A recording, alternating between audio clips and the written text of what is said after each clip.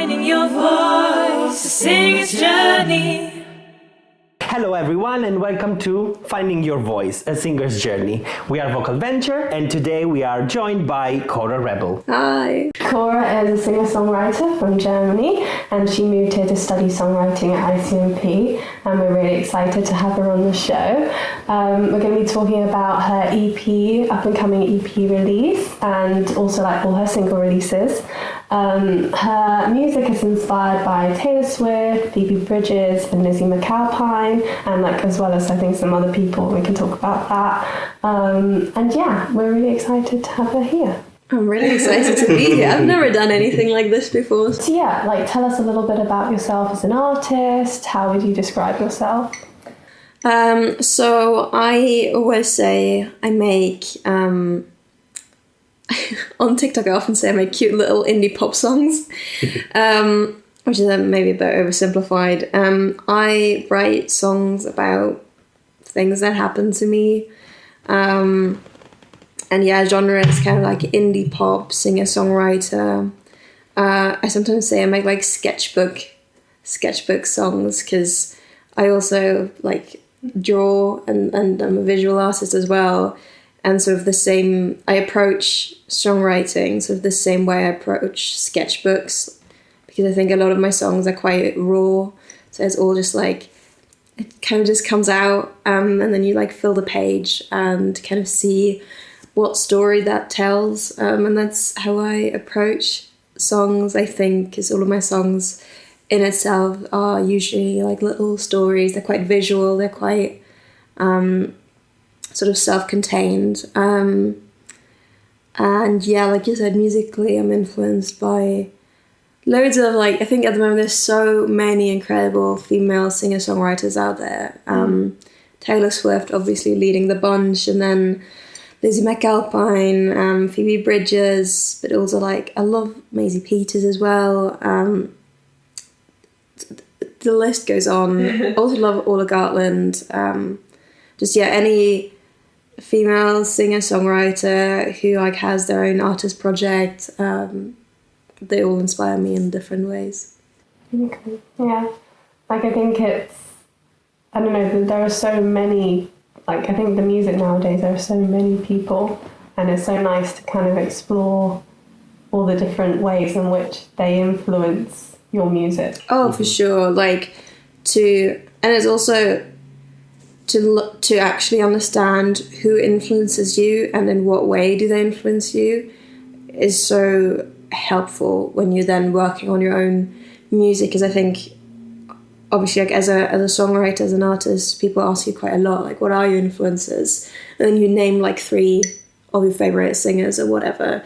But then if you like actually really dive into it and look into how exactly do they inspire you and what do they do that you want to replicate, and like learning that about yourself and about, I guess, your artist identity, is so helpful, but it's also tricky because you really need to spend time on like analyzing that and looking into the details. And for example, who would you say inspires you in the lyrical content mostly? I think lyrical content, I like how Taylor Swift tells stories in songs. I think she was the first songwriter that because I started writing songs when I was like 14, but she was probably the first one who I like realized, like I recognized her style. She was the first person where I could like pick out what do I like about her songs and why do I like them. And for me that was always how she describes things and how she tells stories within songs. So that's definitely, for example, where a lot of my lyric writing influence comes from. But then there are other songwriters who write very differently from her, who I also enjoy. And then that's, I think, where you develop your own style. Like I really enjoy Taylor Swift's lyric writing, but I also really enjoy Hosier's lyric writing, or Phoebe Bridgers' lyric writing, or Lizzie McAlpine's lyric writing, all these people. and then you kind of, these different influences come together, and that's how you create your own style at the end of the day. Like, I always think whoever influences you and inspires you, and the person who you want to be like, or who you want to write like, that meets your own abilities, which then equals out into your own style. Yeah. Yes. With the art side of things, I know that you're like a really visual person. You kind of already said with your songwriting, you approach it in a way of like a sketchbook. But I was wondering if there's any other kind of visual ways that you could maybe describe your music, like kind of situations. Oh yeah, for sure. Yeah. So this visual thinking influences everything I do. And with music, I'd say this EP that I've been working on, the music I wrote for that EP, I always say it's like a coming of age movie. That's how I always see it. Like, all the songs that are going on that EP are in one way or another. Like, I always imagine them like as a film, as if it was like as if I had written the song not inspired by my life but inspired by a movie. Like a soundtrack. Like almost like a soundtrack and a summary. Like, the first single I released for that EP was Fooled. And I think that one, I always imagine it to be like, you're in like this low-lit bedroom in the evening crying. There's some like, your favourite music is playing in the background, your fairy lights lit and all of that. And then my second single for the EP, which is called When We Were 18, is like driving, I don't know, through the fields during sunset. Once again, I always had to think of the what's the movie called? The Perks of Being a Wallflower. There's that scene in the tunnel and that kind of feeling. That's what I imagined when I listened to the song, or when I wrote the song even. So yeah, for sure, everything I write, in my head it's a little movie. It's just interesting how your senses are kind of all interlinked. Like, what you hear influences what you see, and what you see influences what you hear, in a way. Yeah. That's why I don't think I ever was able to separate art from music, because in my head it's kind of the same thing. I think a lot of people tell you that from a very early age, like, you need to find your thing that you want to focus on, that you then make into your career, and you can only make it into your career if that's the only thing you ever focus on. And I was always like, well, I'm good at music and art, so what am I supposed to do? Like, choose one of them. But in my head, they're the same thing, so I really can't.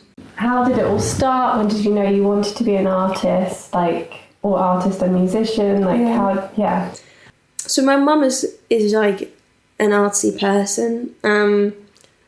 She definitely encouraged me from a young age to like draw and paint. At home we had loads of art books, and they were just like stacked everywhere. We had a big bookshelf just full of art books. When I was a child, there was this church choir. I loved going to choir. It was something I really enjoyed.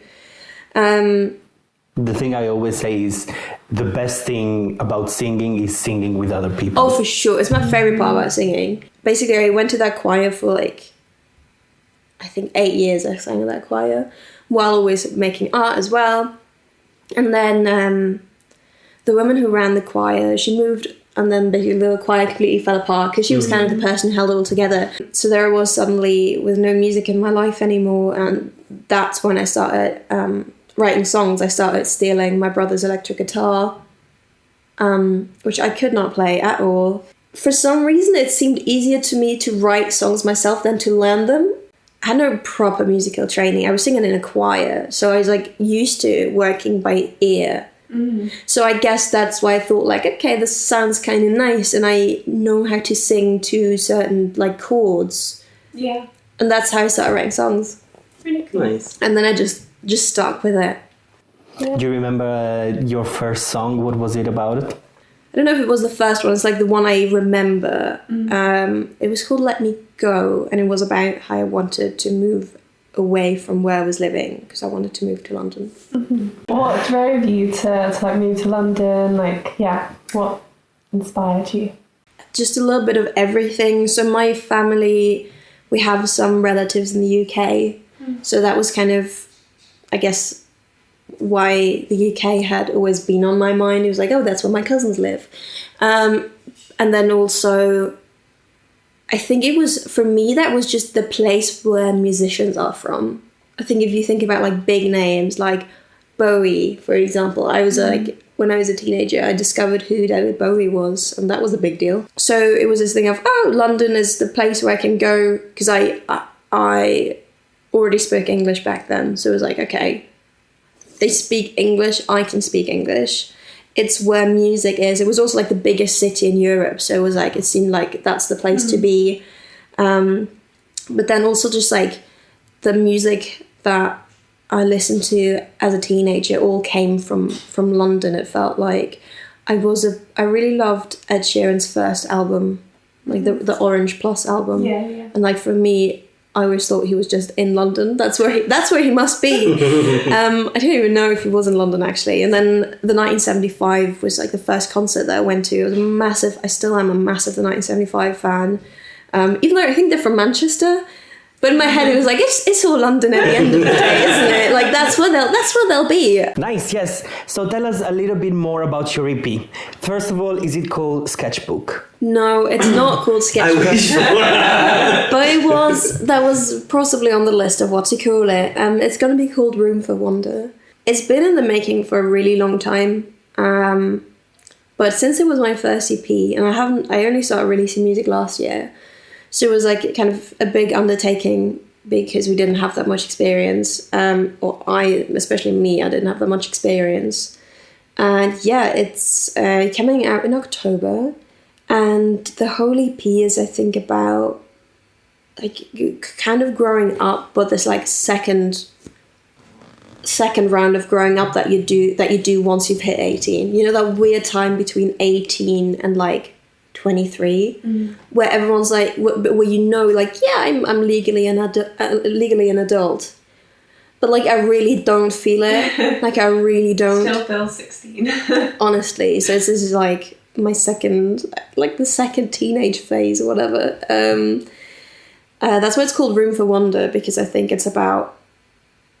It's this thing of like I just wish I had like a little bit more time and space for wonder, for figuring myself out. Nowadays there's so much pressure to, you finish school, then you're supposed to go straight into university to get your bachelor's degree, and ideally after that you get a master's degree, and ideally after that you immediately go into your like a 9-to-5 job, and ideally in all of the like summer breaks you did internships and all of that, and there's so much pressure. The truth is that when you're 18, you're not an adult at all. You're just like legally an adult. But at this point, I'm convinced you're not an adult until you're like 30 or something. Because I'm still waiting for the moment where I feel like I have my together. In my head, it is my little sketchbook EP. I didn't call it that in the end, but it is because it's not like 100% cohesive. I don't even know if an EP has to be cohesive, but in my head I would like it to be cohesive, but it's not as cohesive as I maybe would have liked it to be. But that makes so much sense looking back on it, because every single song as we produced it, because it's all self-produced, I learned new things. My team, like my little team, we learned new things. We grew as people. Things went wrong, and you kind of then have to just go over it and fix it. So it's a nice summary of what it's going to be about and how people can relate to it. Yeah, I think so. Like, and nowadays in the industry it's quite normal to release every single song as a single, because like streaming culture. But I think with this EP, it also made sense with the content. Like, I'm not doing it just because that's what you're supposed to be doing. I'm doing it because every single song is kind of different, and it tells a different story. And I wanted it all to, like, each of those songs to have their own little moment. And like with TikTok, do you feel like it's helped with the promotion of your songs? Oh, for sure. Yeah. I mean, I think everyone who listens to my music has found me through TikTok, realistically. I think it's so good for meeting new people and connecting and reaching out. And it's also, I feel like it's the right platform for me at the moment, because I'm so at the beginning of my career. like as much as I made lyric videos, and there's going to be more lyric videos that I'm going to upload to YouTube and all of that. And I did some photo shoots that's going to end up on Instagram, but TikTok is so low in production costs that for small artists is just the reasonable thing to do. And once I have maybe like a bit more budget and projects start getting bigger, then I want to make music videos and put them on YouTube, and maybe do like a little YouTube series or something like that, and share more on Instagram. But for the moment, TikTok is where I'm really happy. Yeah. Nice. And what would you say to someone who's kind of starting out trying to promote their stuff on TikTok or promote their music? Like, what would you say are some of your tips? I think with everything that you're just starting, like no matter if you're starting on TikTok, if you're starting to release music, if you start like anything, you have to remember that you won't magically be good at it. And that's something I'm only really learning at the moment. Because I'm very much a perfectionist. I want things to be a certain way. I have these like ideas of how I want it to look like at the end, or how I want things to sound like. But this perfectionism is held me back for so long, and it is holding other people back as well. If you start TikTok, if you start releasing music, just go for it. Try it out. It's a trial and error thing. You just gotta go for it. Maybe post a TikTok every single day, and then try it, see how it's received and see how you like it. I think when you make content, there's a lot of talk about, or how do these random people on TikTok receive it? But it's also really important that you like what you make, and just develop your own voice on social media. So just go for it. Try out all these different things. Doing anything is better. Doing anything badly is better than doing nothing. Yeah. So just go for it. I guess it's all learning. Oh yeah, and you'll learn so quickly. My first TikToks were so boring, and I did nothing, and it had nothing to do with music either. It was all just about anything.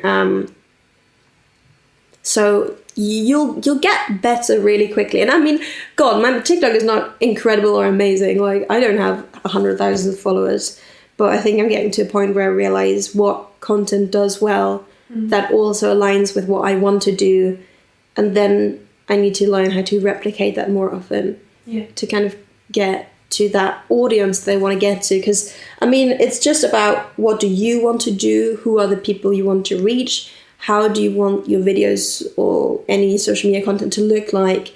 And then kind of modeling all that together into something that works. And that's going to be loads of trial and error. Nice. And because I know that you do a lot of collaborations with people, a lot of songwriting sessions, and do you want tell us a little bit about that? And do you love writing with other people? Opposed to writing by yourself? Would you like both? What is... I really like writing with other people. I also really like writing by myself. I think I go through phases, and there's also different types of songs that come out of each of those situations. So I keep the sort of sad and introspective songs. I write them myself, Fooled, I wrote completely by myself. Songs that are a bit more happy and easygoing, like Break of Dawn. I think it's always really fun to see other people's ideas and hear about what they want to make, and see how they work and what their thought process is. I think that's what collaboration is really good for, is seeing other people work, and you'll learn so much more. So I love collaborating because you learn a lot. Yeah. In general, anything creative, I think skills are very transferable within... it doesn't really matter if you do social media, art, or music, because you apply... It's all the same rules. It's the same type of thinking.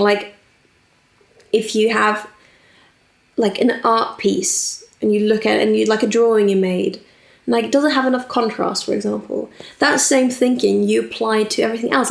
Does my song, is there enough contrast? Is there enough contrast between verse, chorus, and pre? And then it's the same with social media. Like, is there enough different is there contrast in what I'm doing? Is everything, all the videos I'm posting, all the photos I'm posting, are they all the same? Mm-hmm. Because at the end of the day, no matter what you do, there's a need for contrast because you want to keep things interesting. So I think once you figure out how to transfer your skills, there's pretty much nothing you can't do. Yeah. Don't forget the lyrics. You pick a piece of paper, there's a song written on it. We're gonna put it on, we're gonna stop, and you need to finish the lyrics. Oh, dear Lord. Okay. Brandy Carlisle, The Joke. I might know that one, actually. Nice.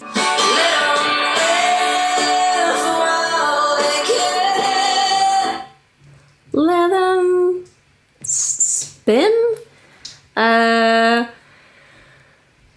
Let them scatter in the wind. Mm-hmm. Yeah, I've been to the movies. I've seen how it ends. Oh my god, yeah.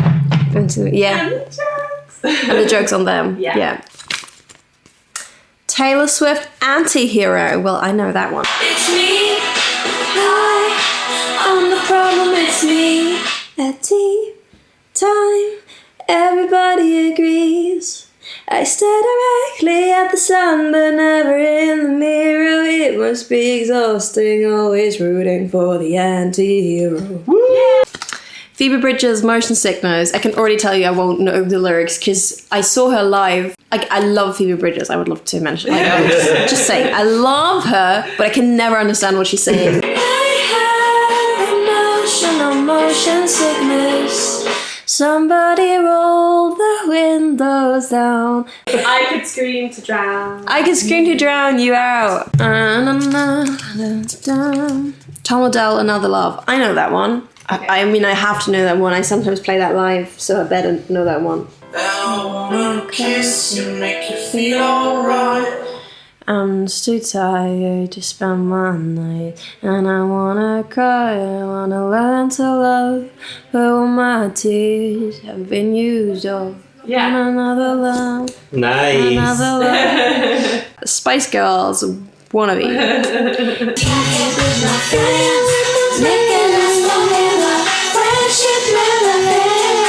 If you wanna be my lover, you got to give. Taking it so easy, but that's the way it is. Oh, what you think about that? Now you know how I feel. I have not seen it. Nothing. That day. Say you can handle my love, are you for real? Now don't go wasting my precious time. Get your act together, we could be just fine. Completely random. I think that's one of the choruses, but it was the wrong one. Oh, please be a good one. Harry Styles, As It Was, baby. You know it's not the same as before. Harry, you're not good alone. Something. Everyone's like, your daddy lives by himself. He just wants to know that you're well. Oh no, so it's like, Harry, you're not good alone. What kind of pills are you on? Yeah, you got bits and pieces. Yeah. Why are you sitting at home on the floor? Oh and yeah. then what kind of pills are you on? Your daddy lives by himself. And then ringing the bell. Oh, ringing. Yeah, it would make more sense with the rhyme scheme. God, I'm such a fake fan. He just wants. So now let's talk about your voice and the relationship you have with your voice as one of the main instruments that you use for your songwriting. Probably the main one. Yeah. So first of all, I just want to understand who inspires you vocally. So not about how they write, how they produce their music, but how they sing. See, I never thought about that. So if you could steal someone's voice, who would that be? Good question. Oh, Lizzie McAlpine's voice. Okay. I would steal her voice. I think her voice is incredible. And it's so unique. And she has such a powerful voice that at the same time is like can be so soft and like magically fairy-like. It's like the way her voice just carries and is just... I wish my voice was more like cohesive, I guess. Because I always feel like depending on what section I sing in a song, my voice sounds so different. because I have some songs that I wrote that are just overall in a lower register, so I sing through that song. But then in my next song, there's like a bridge that would actually require me to like sing quite like loudly in like a high register, so there's like loads of hopping up and down. And in the songwriting process, when do you feel like your voice comes in?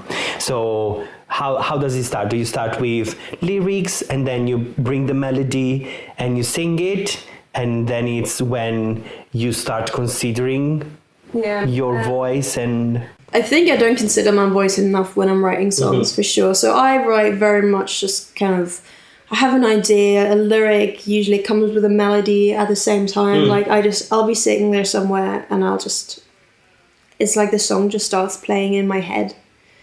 And then it just unfolds. Yeah, very much so. I've never been a loud singer, just naturally. But then when I started writing songs, I think I got even quieter, because I think when you write songs, you're writing them, it's not a performance, right? So I spend most of my singing time writing songs or rehearsing songs, and very little time actually performing them. So like I also I can't sing loudly, not really. So yeah, I wish I would get my voice to a place where it would just be more cohesive throughout the weeks and throughout the registers and throughout the songs, and then maybe kind of get it to a point where I can actually learn to sing a bit more loud and just project more. That'd be great. Nice. I mean, maybe like looking to get like have a lesson like once a week kind of thing, or once every 2 weeks. I will definitely start doing that. You can look at our videos on Vocal Venture. We give some really good tips, and for example, warming up could be something you can start considering rather than just go straight on the song and try things. Just a quick siren to, as you said, if it feels stiff, like imagine a muscle, you stretch. Yeah. You do the same with your voice, just a little woo. I'd say like as well, like hydration is super important, because like if you feel like your voice is it getting dry? Do you feel like it's dry? Hydration. You have a steamer. Yeah, so maybe like do a steam in the morning, steam at night. That's a big thing for me, like hydration, especially when it's hay fever. Because it's like... And the hay fever's taking me out. It's just always like, I feel like I go from having a cold in winter to having like hay fever in summer, and my voice never gets a break. I think I'm definitely someone who's like quite tense while speaking. In general, I always work 3 jobs at a time, because that's just kind of the life I chose, I guess. So I have like a 60-hour week that is just my like normal work stuff, and then on top of that, I still have some of the freelancing work going, and I'm a songwriter, and I'm producing my own stuff as well, and I'm releasing my own music. So yeah, I'm always a bit too stressed probably. And like, I think that kind of highlights how much like the body impacts the voice, like in a way. Like if you're stressed, or if you feel like, I don't know, if you have a lot on your plate, like it's quite a lot. All of that strain will then be going on the voice. When did you notice that the vocal problem started? Have you always had it, or like was there a specific point that you felt like it shifted? It was always a problem, I think, because I started singing in a choir. You obviously don't get a lot of one-to-one time with your teacher. It was just me doing everything by myself, so it was definitely like the lack of a teacher plus me just wanting to do it. So it's this thing of like, well, I was able to sing this song last week, so I'll just power through and do it again despite like hurting my voice. But no, it's definitely like on my list of things that I want to learn more about and develop, because I have really great voice weeks. I'm not gonna lie. Like sometimes I'll be just singing songs that I'm never able to sing, and I'm like, oh my god, it's just coming out. It's so easy. How do I do that? And I can never replicate it. Yeah, I mean that's kind of. But what you're doing is kind of part of the process of like knowing when you're having a good voice day or a good voice week, and knowing when you're not. But I guess the next stage is kind of figuring out maybe what's causing it, because it's good that you're kind of tuning into the fact that your vocal health maybe isn't great on certain days and it is on some other days. But it's a process. So it's good. And first step is awareness. I think like vocal technique is this thing that, you know, it gives people options and it gives people like a variety of things that they can do with their voice that probably they couldn't do before.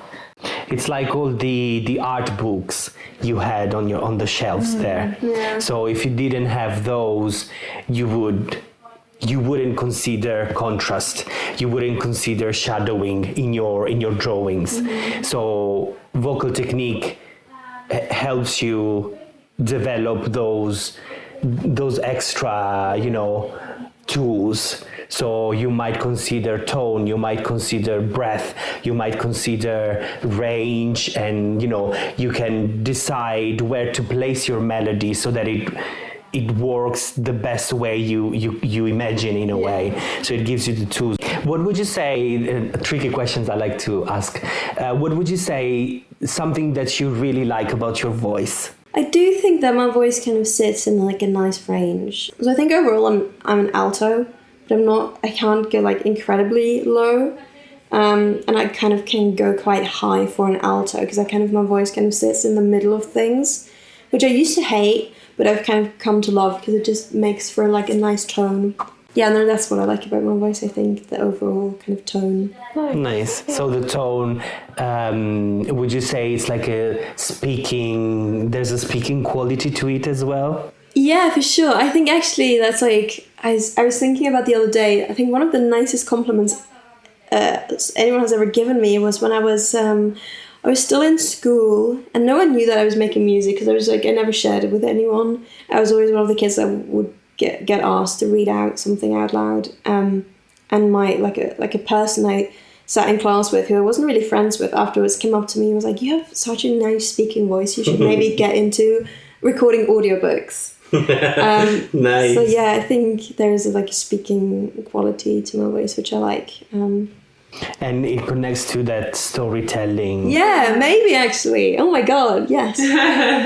Yeah, because I think it's important as well to kind of, you have things that you want to work on, but also like to highlight the areas that you like about your voice and like to remind yourself of that. What are your plans for the year? We talked about the EP, singles, your job. So we've discussed a little bit of it, but anything else? Any other projects? Well, I mean, now, I'm gonna go full-time social media content creator for a moment, while I'm releasing my next single and my very first EP. The next single is called Break of Dawn, and the EP is going to be called Room for Wonder. I think this is like the first time I'm actually announcing it, like properly, which is exciting. And I've made some lyric videos for that EP. Maybe we can squeeze in a little DIY music video as well. That would be really nice. And other than that, I've already written EP number 2, so now it's on to producing EP number 2. Nice. Cool.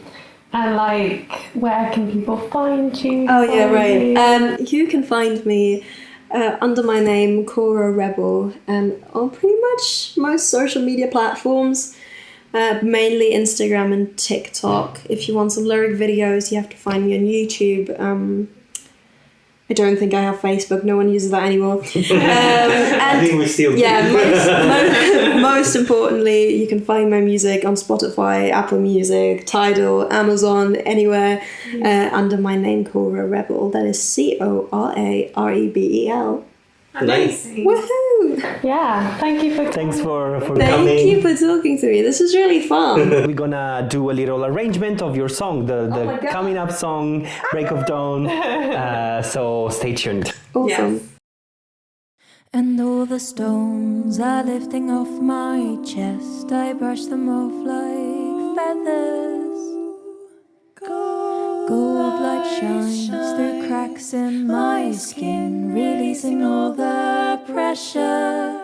All the stones are lifting off my chest. I brush them off like feathers. Gold light shines through cracks in my skin, releasing all the pressure.